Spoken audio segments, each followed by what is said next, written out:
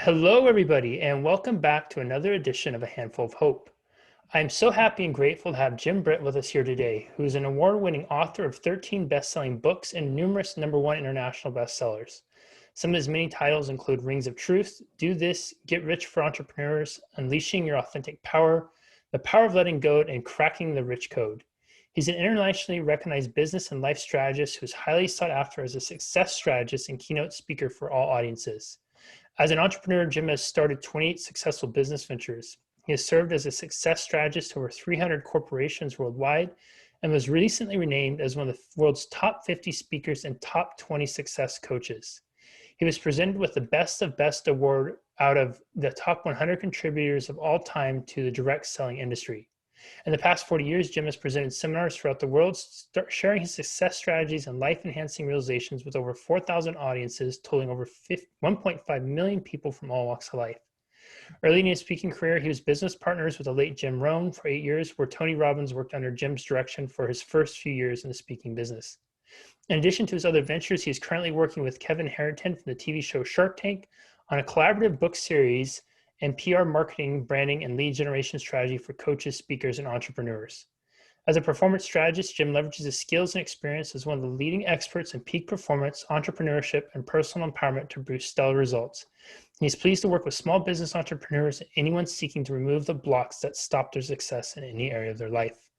One of Jim's latest programs, Cracking the Rich Code, focuses on the subconscious programs influencing one's financial success that keep most living a life of mediocrity. His Cracking the Rich Code 4-month program is designed to change one's money programming to that of the wealthy. Jim, welcome and thank you so much for being here.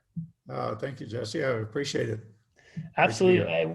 I've enjoyed our conversations thus far, and I'm excited to dive in. And one thing that stands out to me right away in reading your intro there, 13 best-selling books. I think I read it once that amongst the 5 goals that most people share in their lifetime, it is to write one book or write some sort of novel. And I know quite a few people in my industry who have talked about wanting to write their book. They see their book as that would be their big breakthrough to success. That would be the thing that would be the difference maker and really level them up in credibility. Yet I hear the same thing over and over again. Writing is so damn hard. It is so hard to sit down and get things out. I'll sit down to write and then I get distracted. My first question to you is, Jim, how in the world do you write 13 books? Is there a habit that you get into? Is there a strategy? Do you have a system that you go about that gets you into that writer mode? Well, it's now 15 books. So I've written 2 since March, since our lockdown. So those 2 just came out just a couple of weeks ago. But yeah, I never thought that I could write. My worst subject in high school was English. In fact, that was the reason I dropped out of high school because of English.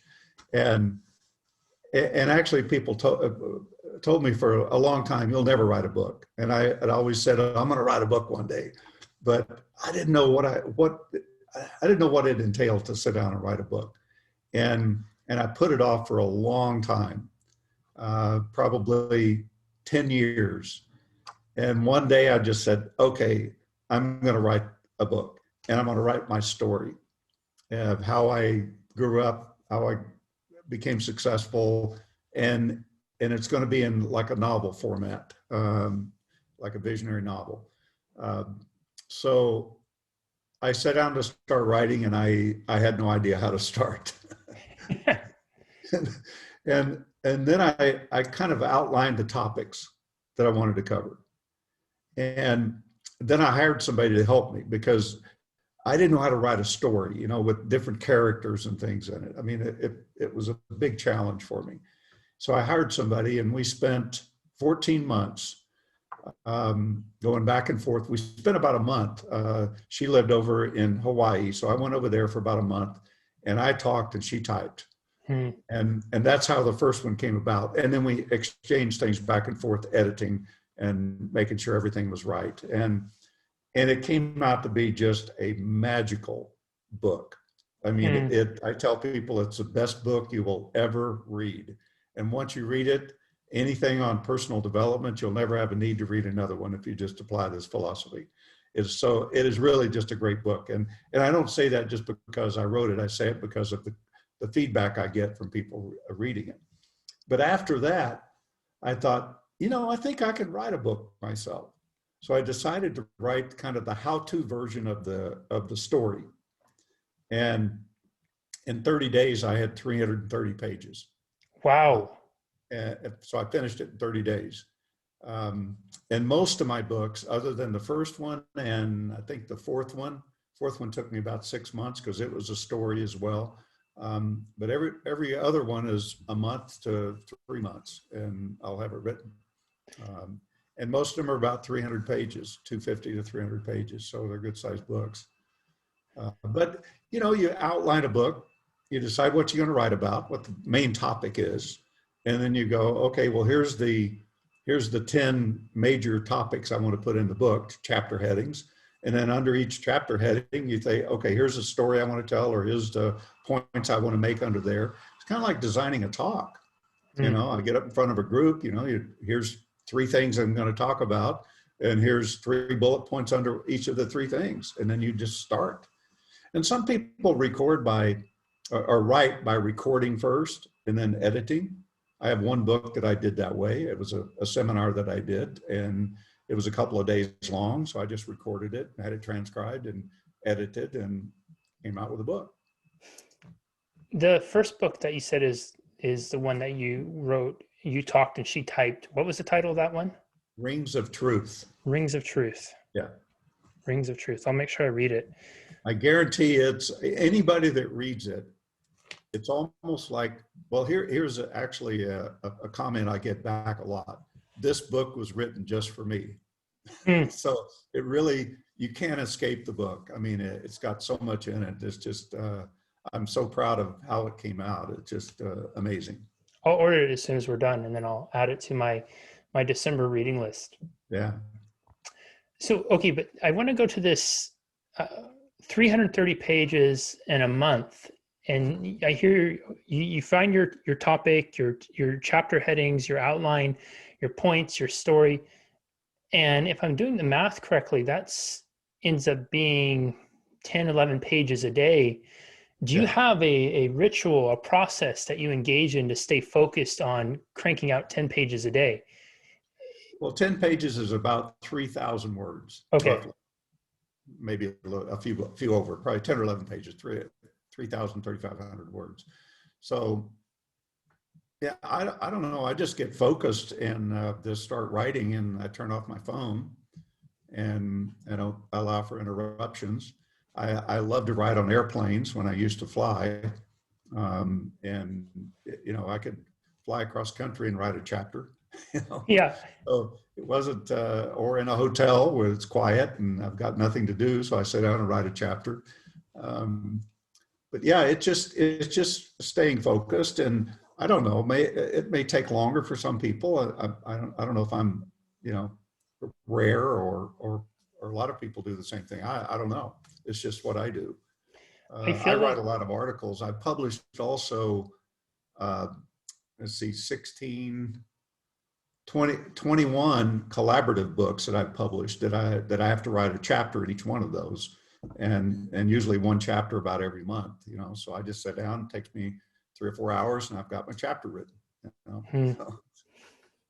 Do you enjoy the process of writing? Yeah, I wouldn't want to do it all the time, but yeah, I do. You do. I've been thinking maybe about writing some more like novels. That's a big challenge, more of a challenge for me. How-to book is not that difficult if I know the topic. So I don't do a lot of research. I don't quote other people. I just go from what I know in my own head. So it's a transcribing, like almost a mental download onto a piece of paper. Yeah, and sometimes it's just, I don't type real fast. I use 2 fingers. And so I keep a notepad handy because I can't type as fast as I can think. So if I'm typing and I think of something that needs to go in there someplace, I'll jot a quick note and then come back to it. So just a process I use. I feel like that's a book title in of itself, Jim, the 2-finger typing approach to writing a bestseller. Yeah, well, I type probably 45 words a minute or so. I don't know. I'm pretty quick with those two fingers. I just never bothered to learn any other way. You had mentioned something in there about turning your phone off, and it continues to amaze me on what a powerful success strategy that is to turn our phone off and silence that. And you and I in previous conversations have talked about how one of the challenges with people, and you had run into this at a point in your career where people would leave your workshops and seminars and you'd get frustrated that they would walk away with all this great information, all these great resources. They'd have the exact system, plans, strategies they needed to get from where they were to where they wanted to be to accomplish their goals and realize their dreams. And then what would happen is they trip, stumble, fall back into an old habit. And it really brought to your attention how addicted people become to habits and behaviors. I think that cell phone one is one that people aren't even aware of how addicted they are to that. I read something recently that said the average American looks at their phone, like actually picks up and just looks at it. Doesn't even mean it buzzes, beeps, or anything.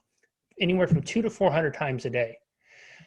And you think about, when I hear 200 to 400 times a day, I think about, God, that is 200 to 400 times a day that you are breaking concentration. And then when you're bringing in this whole other field of research and decision fatigue, that's 200 to 400 times a day you're making a decision to engage with your phone rather than to stay focused on whatever it is you're working on, which is essentially teaching you that what you're working on is not as important as whatever is going on over there, which is inevitably a text message about some cat video that is on YouTube or something like that. So I want to just talk for a minute about that, about people being addicted to behaviors, addicted to habits. If you can expand on that a little bit, and how has that evolved your work in the last number of years? Well, and you're right about phones. And one of my habits is that a good habit, I think. I don't look at my phone a lot, and I only do text and voice on there. I don't do emails. I don't have social media on my phone. And when I finish up for the day, if it's 5 o'clock or 6 o'clock or 4 o'clock, whenever it is, I leave my phone on my desk and turn it off, and go over to my home. And so I don't, unless I've got a set appointment, I don't mess with my phone during the night or in the morning first thing. So I don't let it run my life, you know. But you're right. I get the comment a lot from people. I'm so busy. I'm just so busy. And when you really pin it down, a lot of these people aren't successful, but yet they're busy trying to be successful. But when you look at what they're really doing, they're locked into these habit patterns that keep them busy, but is it really producing results, or is it just busyness? Like you say, scrolling through and looking at a cat video or something. While it may be entertaining, and that's okay, but if it's during business working hours, is that okay? Because it's a distraction. So what I discovered, to get to your point, what I discovered about, 37 years ago, was I started looking at the habit patterns that we have as human beings, both positive and negative. And to address the point that you just made as to why people kind of go back into their what they were doing before, and instead of what they plan to do and moving forward. So the positive habit patterns would be hard to live without. They become second nature to us, like walking and talking and driving a vehicle or riding a bicycle, things like that we don't, once we learn it, we don't think about it. We just go do it. We don't go get in our vehicle and say, well, how do you drive this thing? We already know. We got to be semi-conscious, but still we're doing things unconsciously that's a habit. Well, on the other side of that, the negative side, we get locked into habit patterns and we don't know we're doing them. They're second nature to us. Whether it's a habit of doing certain things while you're talking, or a habit of, I gave you the example, I believe, of the fellow that told me that he hadn't been able to pay his bills on time or fully for 25 years, each month for 25 years. And I asked him what he's going to do about that. And he said, well, I'm thinking about cutting my overhead. I said, well, there's nothing wrong with that. But I said, in about 2-3 months at the outside, you'll be back not being able to pay your bills on time each month. And he said, well, how do you know that? I said, because you're addicted to it. You've been doing it for 25 years. And what are you going to do to change? Either you're going to have to figure it out, or somebody's going to have to walk you through how to figure it out. But I said, you are addicted to it. We all are addicted to certain things that we do that are less than positive. I mean, some of them are maybe not as negative, but some of them are. Procrastination is a good example. We get in the habit of that. I know people they're habitually late for appointments. Well, you wonder, well, can't they figure out just leave 5 minutes early instead of being 5 minutes late? Yeah. But it's a habit you get into. Yes. And so, so what I did was I figured out a way to help people to break that addictive cycle. And it's a cycle you get into that's self-reinforcing. So it's almost like a self-created prison that we got into, but we didn't know we were creating it. It's being programmed into our subconscious through various experiences and repetition and emotional impact and things like that. So it's a cycle of having an experience, attaching a feeling to the experience. Then you start to think in those terms. Then you start to believe that that's the way your life is or your business is. And the more you believe that, the more you act upon that belief. And when you act upon something, you create a result. Well, that's a cycle that you get into because the result will be similar to the experience that you initially had, unless you've done something to break it. So it just keeps going through this cycle over and over and over. And every time you go through it and don't break free of it, you strengthen the cycle. So it gets to the point where you feel like you need motivation, you need to go to a seminar, you need to go get pumped up, you need to do something to make yourself feel alive and ready to go attack the world again. And the reality is you need to stop. You need to stop and take a real hard look at what you're doing. And ask yourself, is this action I'm taking moving me in the direction I want to go? So it's breaking that cycle through what I call self-observation. You know, if you find yourself, you know, picking up your phone and looking at it, ask yourself, is this taking me where I want to go? Why am I doing that? Is it a distraction? Is it something to relieve some stress that I have, that maybe if I look at this for a minute, or you know, you see that somebody liked your post on your email, do you run over there to see who liked it? Does it really matter that much? Is it going to move you in the direction you want to go? So I'm just saying, be conscious, be more than self-aware, be self-observant. See, self-awareness is being aware that you have an issue. Let's say you're broke. You can be aware that you're broke, but that doesn't do anything. You can be aware that you're depressed or suffering from anxiety. But self-observation takes it to the next level, where you're looking at yourself. You're stopping and going, okay, here I am again at this fork in the road. Which way should I go? Or here I am again being angry. And as soon as you observe yourself, you've disconnected from that and weakened the hold that you have on that habit pattern. Someone hears this, they're watching right now, and they're aware, wow, you know, maybe it's just a phone thing that pops up to them and or social media, and they're saying, gosh, like I am spending a lot of time on social media. I do look at my phone quite a bit. And they start to engage in the process of self-observation. They really start to be more mindful, and all of a sudden they catch themselves one day reaching for the phone, grabbing it, looking up. They realize they're going on to Twitter, and then they ask themselves a question. They're like, I'm not really going on here to serve. What I'm really going on here to look at is what is going on politically or something like that, so I can get fired up and angry. So that person who's doing the self-observation, they have that light bulb moment. They realize they're doing something. What would be, or what could be, an advisable next step for them to help them start to weaken that behavior, that pattern, or to start to build and strengthen a new one? You know, one of the things I did many years ago is for 30 days, I wrote down what I did for the last 15 minutes all day long, 30 days. And I mean, if I was in a meeting, I didn't stop and write it down, but at the end of that hour meeting or 2 hour meeting, I'd write down, you know, this meeting 8 times, you know, and it was the most eye-opening thing ever. to see where I was spending my time. It probably doubled my effectiveness just going through that process, because you start to see the things that you do, the habits that you have, that's not moving you where you want to go. It's like a lot of people suffer from anxiety, and especially in today's world. And with anxiety, you feel like you want to speed up. You know, you want to get more done. So, but the reality is you need to stop. You need to stop for a moment, even if it's taking a walk around the building or around the block. Disconnect from that anxiety, and the answers you're looking for will come to you if you do that. But I get people to look at how they feel.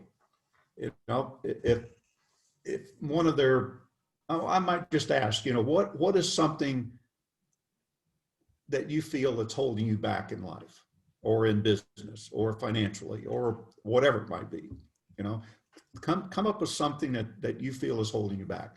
And then I'll ask them, how does that make you feel? When you focus on that, when you focus on the fact that you're not ahead financially, how does that make you feel? And I did that with the fellow that hadn't been able to pay his bills for 25 years. And he said, it's frustrating. I said, well, do you like feeling frustrated? And he said, no. I said, do you think that frustration helps you to accomplish being able to pay your bills on time? He said, well, no. I said, so you don't like it and you don't think it helps you.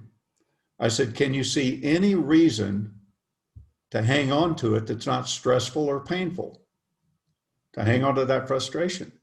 He said, well, no. I said, so do you want to let it go?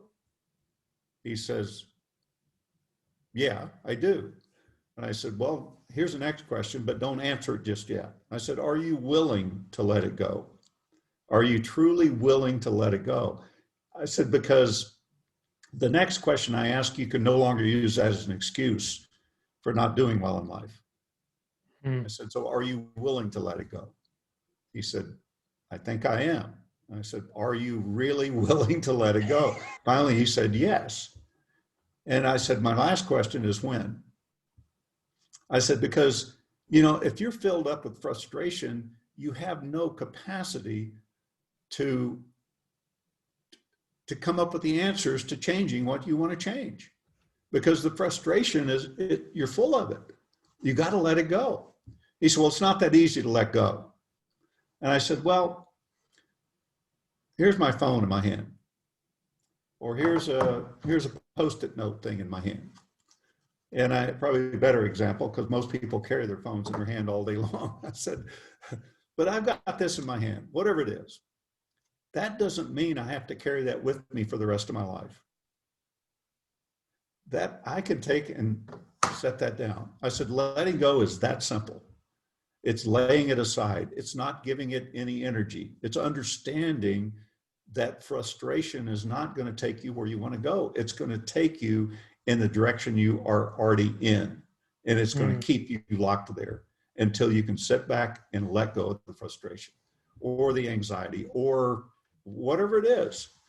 And a lot of things stem, well, I would say everything that's not working in our lives, emotionally and business even, in result, is the need for acceptance or the need to be in control. So we do things based on those two needs. And if you can actually, I asked him this question too. I said, so your frustration, I said, is that a need for acceptance or a need to be in control?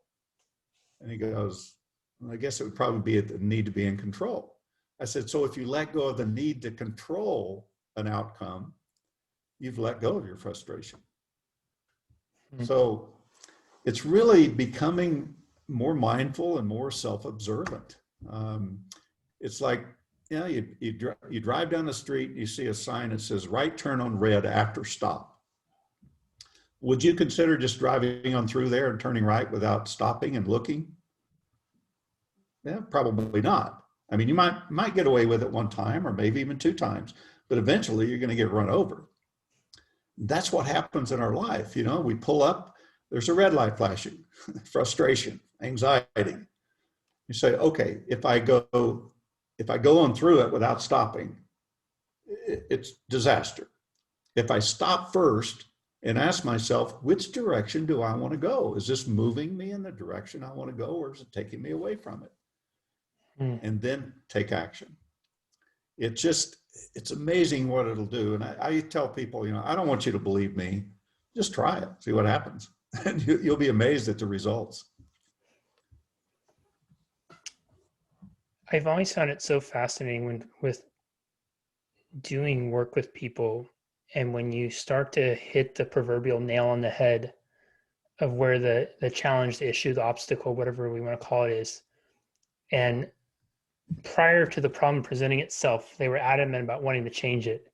And then when it's presented, there's well, I think so. There's that little, it's like that lingering thing holding on. And I'm wondering, Jim, do you find that, is it because then when they're actually confronted with it, even though they're aware of how destructive or harmful it is and how much it's hindering them being successful, they also almost have this aha or eureka moment that they realize a piece of their identity has been built into that too? You're absolutely right. They just get to the point that that is their identity. And I've had people in workshops where they're literally afraid to let go. They're afraid of what won't be there when they let go. It's like one woman in a workshop was, I'll never forget this one. It was so graphic and profound what happened. But she had been beaten, abused multiple times by 7 different men. 3 were husbands. I think 4 were live-in boyfriends. And each one of them was physically abusive. And when she got to the workshop, she had a black eye, she had a busted lip, she had bruised marks on her throat and on both wrists. And she had it covered up with makeup, but you could still see it. And about halfway through the first day, she shared that she had been abused. And she said, I don't know what to do about it. She said, I just keep attracting the same type of people over and over and over. She said, in fact, the guy that I'm with now, she said, he told me this morning, he said, if you try to leave me, he said, I will kill you. And she said, he meant it. And I said, well, let's work on your issue, not his. And let's see where that goes. So we worked on, we got it down to where I asked her, was her being abused and how she felt about it, was it a need for approval or a need for control? And she said, well, obviously it's a need for approval. I said, well, let's work on that. So we worked on it for about 30 minutes on her letting go of her need for approval. And we get it down to the point where she brought up a lot of stuff. She brought up a lot of stuff about what happened in the past and what happened with each of her relationships, what happened prior to her relationships as a child. And you can see the whole pattern of how it got this way. I helped her let go of her need for approval right down to the point where I said, what do you feel now? And she said, well, I feel good inside. I said, okay, well, let's let go of the good feeling. She said, oh, no, I don't want to do that. I said, no, just trust me. I said, do you trust me? She said, yes, I do. I said, okay, just let go of the good feelings. So she took a deep breath and let go. And I said, what do you feel now? She said, kind of tingling inside. I said, okay, we'll leave it at that. And I said, so thanks for sharing. And she said, well, you didn't tell me what to do when I go home. I said, don't do anything, just go home and see what happens. And she said, okay. I said, don't worry about it. Don't think about it. Just go home, open the door, walk in just like you normally would, except you've let go of all of this. So she came back the next day and she couldn't wait. As soon as we started the class, she just bolted up front. She said, I got to share. She said, I went home last night and she said, I walked in the door and she said, I felt really good. She said, I walked in the door and I'm expecting to see my boyfriend sitting in his recliner there drinking a beer, or he might say, hey, get me another beer. He said, he wasn't there. I figured he's in the kitchen getting his own beer. So she said, I'll go in the kitchen. He's not in the kitchen. She said, I figured he's passed out on the bed. So I go to the bedroom and he's not there. She said, suddenly the whole house felt different. And she said, I ran over and opened the closet door. All of his clothes were gone. And he left a note saying, I will never be back. Wow. And she said, why do you think he left? I said, well, up until today or yesterday, I said, you guys were a perfect match. I said, he needed somebody to abuse, and you needed to be abused because you needed recognition and he needed control. So I said, that's how a relationship gets out of balance. One is controlling, one is submissive, and then it ends up in abuse. And I said, ultimately it breaks apart, but like yours has 7 times. But she said, yeah, but I attracted the same ones. I said, no, because you're still the same. But I said, once you let go of all of that, why do you think he left? I said, now you could, she could have left because you let go. And she said, well, he might have left anyway. And I said, well, he might have. But I said, connect the dots. We're all connected energetically. He's only a few miles away. I said, did he feel the fact that you let go and no longer need him to abuse you? And I stayed in touch with her for about probably 3 years after that. And she's in a happy marriage, no abuse. So it's just stuff we carry around and what we focus on. We all have stuff. I mean, stuff happened to us in the past, whether it being growing up in poverty or abuse or abandonment or whatever it might be, losing money, breaking up a relationship, a death. It happened, but the key is not happening now. Mm. And to really look at it that way and disconnect from it, let go of it. Yeah, you learn from the past, but you don't have to live there. It's not real unless you bring it into the future or into the present, I should say, and then it's real again.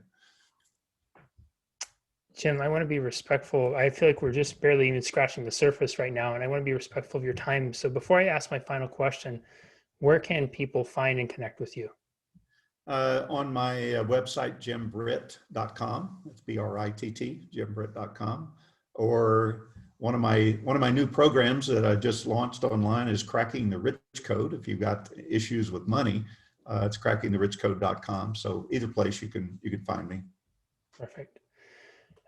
Jim, I thought maybe we might close for the last minute or two because I know some of this audience is, again, aspiring authors, would-be authors. Maybe you could share with us a little bit about the project that the collaborative author program you're doing with Kevin Harrington. Oh, sure. And a little bit about that, because I think some people on here who are watching, listening would be very much interested in that. Yeah, well, Kevin Harrington, a lot of people know Kevin. Most people do. If they don't, they know the TV show Shark Tank. So Kevin and I have been friends for a lot of years, 14 years or so. And we were looking at a way to help entrepreneurs, coaches, speakers, trainers, consultants, especially those, but any type of entrepreneur. The biggest problem we face today is how do you get exposure? How do you market yourself? Because it's such a sea of noise on the internet, and you're competing for space. And if you don't have something that's going to make you stand out, you just get lost in that space. So what we came up with was a book series. It started out as a book, but we have some other components to go with it. It's a PR, marketing, branding, and lead generation system. Because that's, if you're an entrepreneur, and especially if you're a coach or a speaker, somebody dealing with the public like that, it's really important to have PR, marketing, branding, and lead generation. So everybody needs that to one degree or another, depending on the type of business you're in or the type of product that you sell. So it started with a book, and it's called Cracking the Rich Code. And we titled it that because if you ask people,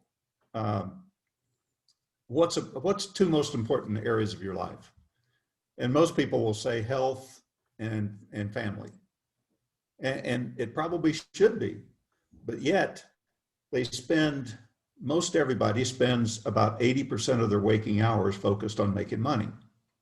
One way or the other, whether they have a job or whether they're an entrepreneur, they're focused on making money. And some people wake up in the middle of the night for a couple of hours and can't go to sleep focused on making money. So the most important thing in people's lives must be making money, not health, because you talk to somebody that's out there working 12, 13 hours, 14 hours a day and ask them how often they work out. Well, I don't really have time to work out. So health is not important to them. Well, I don't have time to eat right, or I can't afford to eat right. In family, if you're spending 14 hours a day working, you probably don't have much time to spend with the family either. So let's get the money out of the way. And so it's focused on helping people to get exposure without having to spend a fortune doing it. So the book is a collaborative effort. It's got 20 co-authors in each book. We're now on book number 6 in the series. And each co-author writes a 3,000-word chapter about anything they want, as long as it has value for our readers, which are going to be people aspiring to do better in their life, basically. So a big marketplace out there.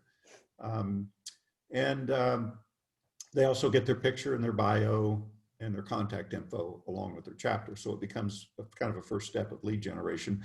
And then all of our books so far have become #1 international bestsellers on Amazon. So that's another branding tool that you can use as a co-author.